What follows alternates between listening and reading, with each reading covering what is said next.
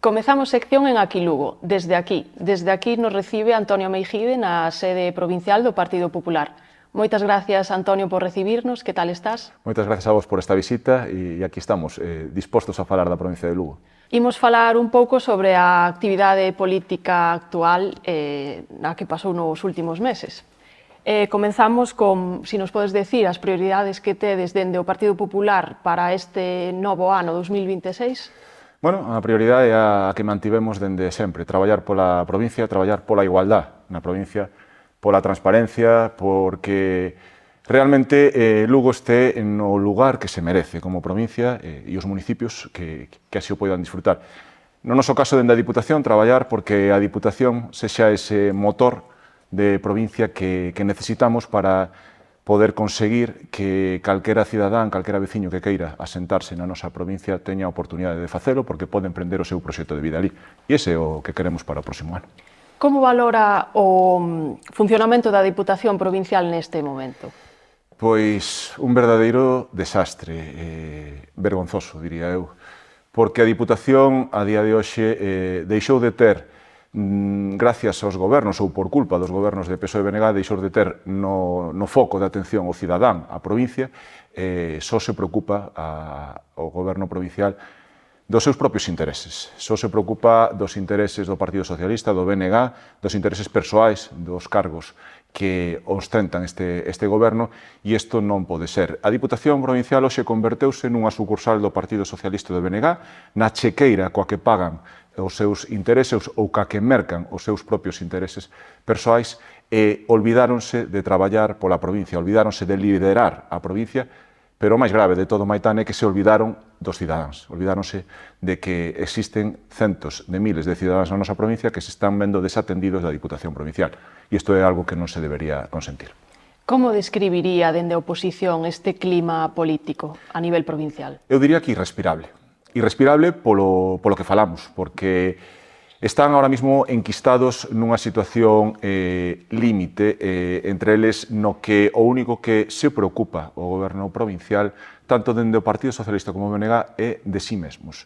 E nin sequera se entenden entre eles. E ese é un verdadeiro problema para a provincia. O clima é moi malo, é moi malo. Nos últimos días, pois, todavía peor e todavía máis irrespirable. Cando e como se enterou do caso Tomé?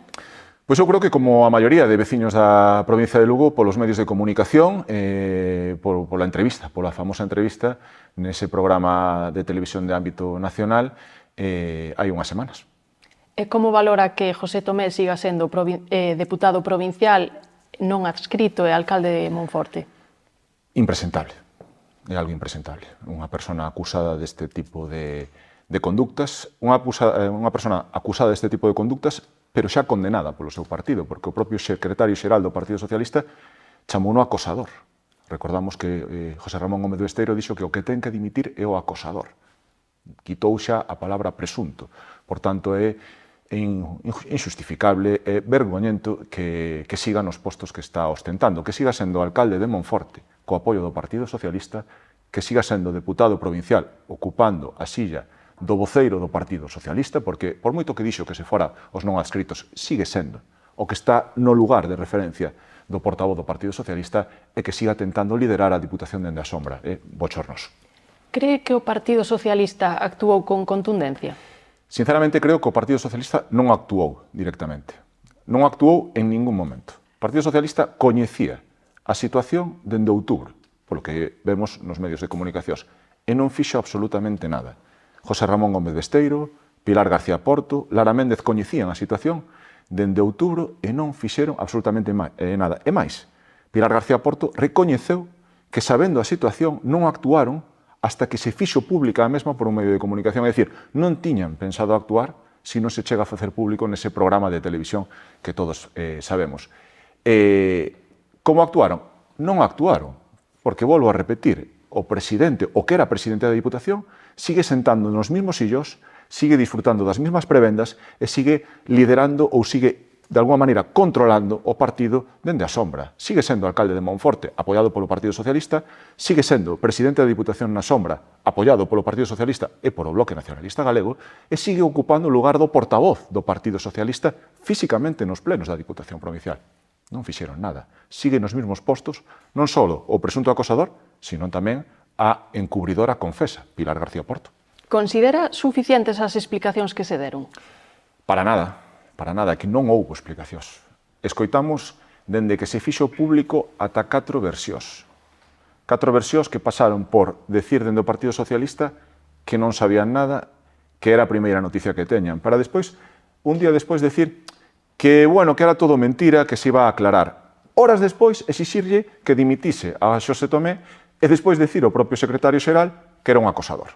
José Ramón Gómez de Esteiro chamou acosador a José Tomé. Oiga, é que non deron ninguna explicación, porque realmente non aclararon as denuncias que hai, cando o souperon, que fixeron, se que fixeron algo, que sabemos que non fixeron absolutamente nada, e sobre todo que pensan facer, porque o único que nos queda claro aos veciños da provincia de Lugo é que non pensan facer nada.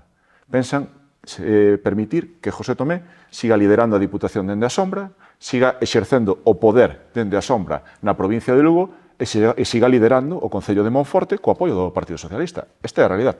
Non fixeron nada e non explicaron nada. E tampouco explicaron que van a facer cos 3 políticos, os 3 líderes do Partido Socialista Provincial e Autonómico que sabían a situación na que estaba José Tomé e que o ocultaron durante meses. Que para min é tan grave ou máis ocultar este presunto caso de acoso sexual, ocultalo como facelo. Esas 3 persoas deberían facer algo e non o fixeron. Fai escasos momentos falou do Bloque Nacionalista Galego. Como valora a súa reacción como socio de goberno? A reacción foi tibia, a reacción foi cobarde e a reacción foi inexistente. E digo inexistente porque, mentres aos medios de comunicación o Bloque Nacionalista Galego lles decía que iban a actuar de forma contundente, o Bloque Nacionalista Galego, dende que se fixo pública esta noticia, permitiu que José Tomé seguise outras 3 semanas máis ao fronte da Diputación, impulsando xuntas de goberno, adoptando decisións millonarias e chegando a acordos co Bloque Nacionalista Galego. Porque o Bloque Nacionalista Galego, mentras decía que non se iba a sentar nunca nun goberno nin negociar nada con Tomé, non iba a xuntas de goberno, pero negociaba nos despachos pola porta de atrás. Porque pola porta de atrás chegaron a acordos, por exemplo, a última xunta de goberno de José Tomé ao fronte da Diputación supuxo 1.700.000 euros de pactos co Bloque Nacionalista Galego. Esos pactos chegáronse durante os días que públicamente decían que non se iban a sentar con él, pero despois negociaban nos despachos. Para que? Para seguir chegando a un acordo, para seguir perpetuando ese pacto de goberno entre José Tomé, entre o Partido Socialista e o Bloque Nacionalista Galego. Por tanto, que fixo o BNG? Nada. Nada. Foi unha reacción tibia. No minuto 0, o día 1, puideron romper ese goberno e non o romperon. Se o fixeron en outras ocasións, tempo atrás, no Concello de Lugo, na propia Diputación, pero nesta ocasión, un caso de extrema gravidade de presunto acoso sexual, non fixeron nada, permitiron que todo seguise o seu curso. E o máis probable é que permitan que siga. Están as institucións preparadas para situacións así? As institucións están perfectamente preparadas para situacións así. Os que demostran que non están preparados son as persoas que, neste caso, na provincia de Lugo, están ao fronte das institucións. As institucións están perfectamente preparadas, hai resortes legais para todo este tipo de situacións. Pero quen debe aplicar esos resortes legais son os cargos da Diputación Provincial que non actuaron. E non actuaron por un motivo moi simple, Maitane, porque cando lles tocou escoller entre defender o feminismo ou unha posible víctima dun acoso sexual, preferiron escoller defender e tapar a conducta do presunto acosador. Esta é a realidade. Por tanto, tocoulles escoller entre feminismo e seguir pisando moqueta, e escolleron seguir pisando moqueta. E para seguir pisando moqueta, taparon un presunto caso de acoso sexual durante meses. Para seguir pisando moqueta, siguen negociando pola porta de atrás co presunto acosador. E para seguir pisando moqueta, terán que chegar a acordos, non só co presunto acosador, sino coas persoas que durante meses encubriron ese acoso sexual. E quen debe render contas agora? Todos os implicados, neste caso. Espero que xudicialmente, onde lles corresponda, os que están implicados directamente no caso, tanto polo presunto acoso como polo encubrimento durante meses. E políticamente terán que render contas os implicados, o Bloque Nacionalista Galego e o Partido Socialista. O Partido Socialista como partido principalmente implicado pola inacción durante meses e por intentar tapar un caso, un escándalo, o maior escándalo de acoso sexual que se recorda nesta provincia. E o Bloque Nacionalista Galego porque é o cómplice necesario para todo isto. Hai semanas que puderon romper o goberno e non o romperon. Hai semanas que puderon haber actuado e non actuaron. E teñen na súa man a posibilidade de exixir fulminantemente a separación da vida pública da persona acusada de presunto acoso sexual, José Tomé, e da persoa que o encubriu na Diputación, Pilar García Porto. Eu, sinceramente, creo que o BNG, se non exixe o que se aparte, a dimisión fulminante, tanto de José Tomé como de Pilar García Porto, quedarán contaminados e manchados por todos os acordos que adopten con eles, porque ao final vaise a acreditar que o que fixeron é inaceptable. E o BNG non pode estar dicindo nos medios de comunicación que é feminista e que vai a defender as mulleres e as víctimas, pero mentras nos despachos estar pactando cos presuntos acosadores e cos encubridoras confesas. Isto é inaceptable. Ana Pontón terá que decir se vai a defender o feminismo ou está disposta a todo con tal de que os seus deputados en Lugo sigan pisando moqueta. Que espera agora do PSOE e do BNG?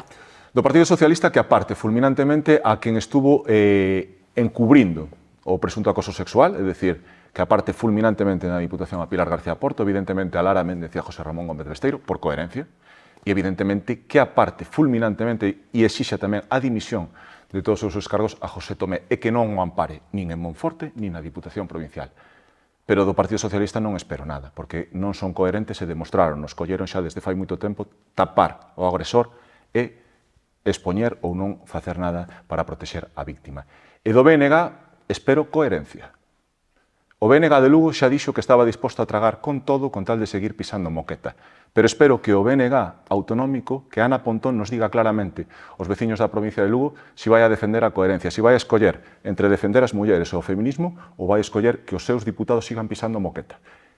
Ana Pontón tennos que decir se está disposta a que o BNG pacte en Lugo para vicepresidir a Diputación Provincial cun presunto acosador sexual e ca persona que durante meses encubriu ese acoso sexual. Se está disposto a eso é que está disposto a todo. E, por tanto, o BNG vai a renunciar a todos os principios morais e éticos que tanto tempo dicen que levaban defendendo.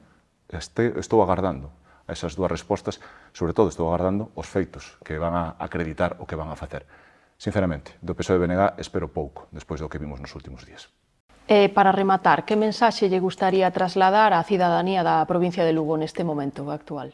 Bueno, a mensaxe que nos gustaría trasladar é que hai outras opcións para a provincia de Lugo, que a provincia de Lugo merece moito máis do que se lle está a dar a día de hoxe por parte deste bigoberno provincial de PSOE e BNG.